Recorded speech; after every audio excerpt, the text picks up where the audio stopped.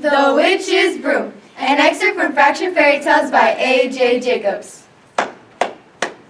Once upon a time there was a witch named Griselka who chalked up a very enviable record when it came to witchery. If you don't believe me, just look at her resume. Sleeping Beauty casts highly effective spell on a young female, putting her in a state of slumber for several decades. The Frog Prince turned member of royal family into an amphibian, received wide publicity. Naturally, when it came time to give out the award for the best witch of the year, Griselka won. At her acceptance speech to the Academy of Witches, she moved almost everyone to tears. I'd like to thank all the little people that made this possible, like that guy who shrieked to 14 inches tall after he said something about that wart on my nose. And I'd especially like to thank my assistant, also a little person, the gnome named Harry. I'll treasure this gold-plated skull for the rest of my unnatural life. Well, sir, after that, every night was like Halloween. One day, a typical day, Harry and Griselka were busy hashing out their schedule. Okay, Harry said, glancing at his clipboard. Tomorrow you're due to fly to London to touch off the year of the plague. Cancel that till Monday. Tomorrow I gotta lock this lady Rapunzel in a tower and then run over to the... Suddenly, the door to the witch's house creaked open, and there stood the most handsome prince in the world. Ah, fair lady, said the prince to Griselka. could I show you a full flagon of water? Instead of water, try a sip of this, Said mean old Griselka, handing him a hissing, steaming cup of newts, knees, brown shirts, and other ingredients that were probably not past FDA inspection. Still, witches do have hearts. And at the very last second before the concoction touched the prince's lips, Griselka was struck by Cupid's arrow. Don't drink that, She shouted and knocked it to the floor. My words, said the prince. it must be carbonated. With that, he made a courtly bow and excused himself to go to the well outside to quench his thirst. For the next few days, Griselka just couldn't concentrate on her witchery. She sent Snow White a poison kumquat instead of a poison apple. She turned bats into bunny rabbits. Finally, she admitted to herself that she was in love.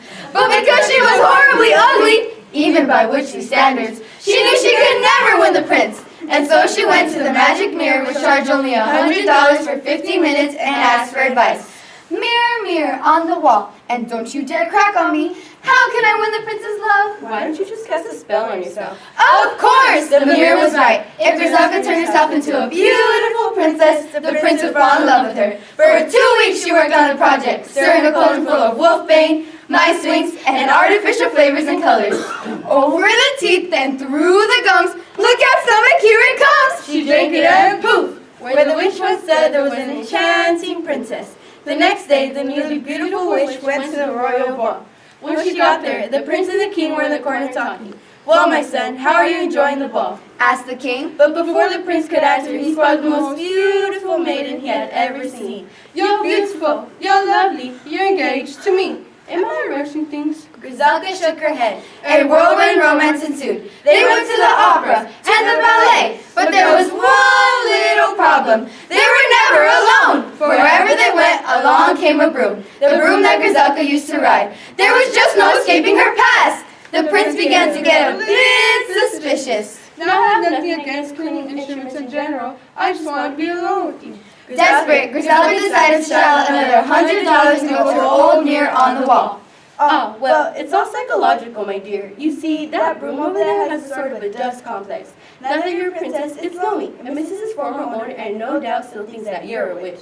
Well, what can I do? The answer is simple. Get it a gride. Now, in medieval English, the word gride meant dustpan. So the witch immediately purchased a small but attractive dustpan and set it beside the lonesome broom in the broom closet. The rest happened naturally. In the end, when the prince and the princess got married, they had a double wedding with a happy cleaning instrument couple. So as you can see, not only was there a bride and a groom, but there was also a gride and a broom.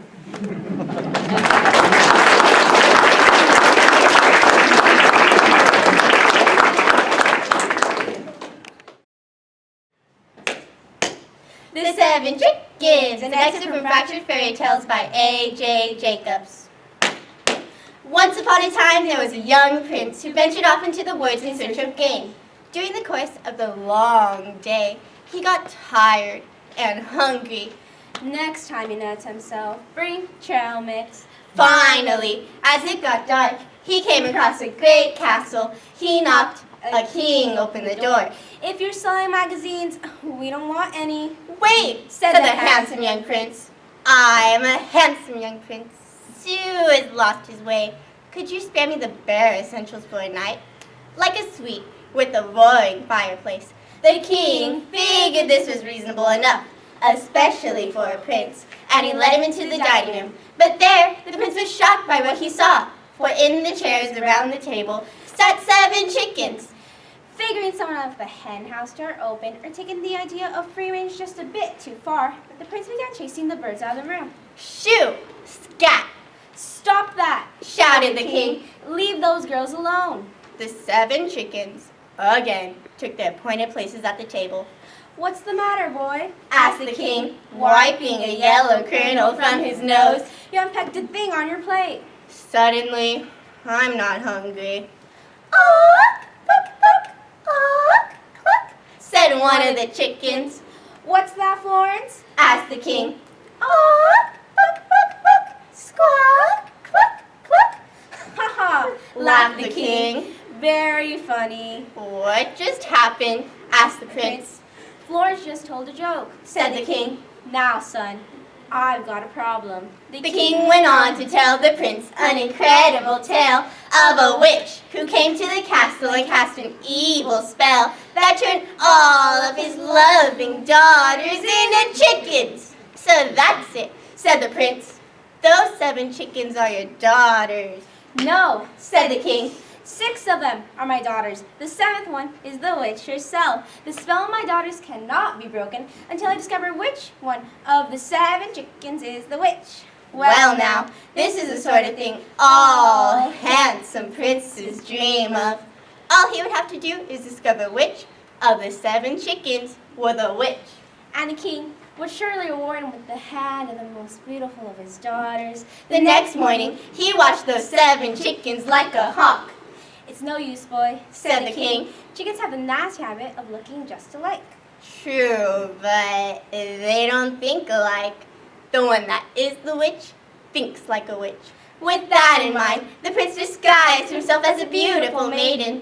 He figured if he was Snow White, no witch in the world could resist. I am Snow White. I hope that there is no witch in the castle disguised as a chicken. And I hope that that witch disguised as a chicken won't give me a poisoned apple. None of the 7 chickens paid the slightest bit of attention, but an ogre who happened to be casing the castle did. He wasted no time in grabbing the so-called maiden and making off with her to his cave. But just then, a handsome knight chanced to arrive on the scene and rushed to the rescue. No fear, fair beauty, Said the knight. I shall save you. The knight won out with a combination uppercut to the right jaw and a right punch to the kidneys. Ah, fair maiden, Said the victorious knight. The prince responded the best way he knew how. A sharp uppercut to the right jaw and a right punch to the kidneys. ooh, I like her. Said the knight. The prince, whose high heels made him a bit slower than normal, finally made it back to the castle and began trying to slither out of his Snow White suit. But before he could, the 7 chickens gathered around him, curious to see what the commotion was. Girls, not now, shouted the prince in a dress. He grabbed a broom and started swatting at them. They all scattered. All that is, except for one. That one snatched the broom from the prince, hopped on it, and flew around the room. Witches like brooms. Chickens don't.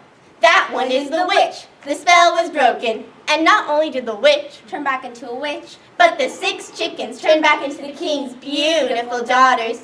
My boy, Shouted the king. as a reward, I'll give you any daughter you wish to be your bride. Unfortunately, before the prince could choose, the knight, who still thought the prince was a fair maiden, galloped in, swept him off his feet, and galloped away. The prince's mother had told him there'd be days like that.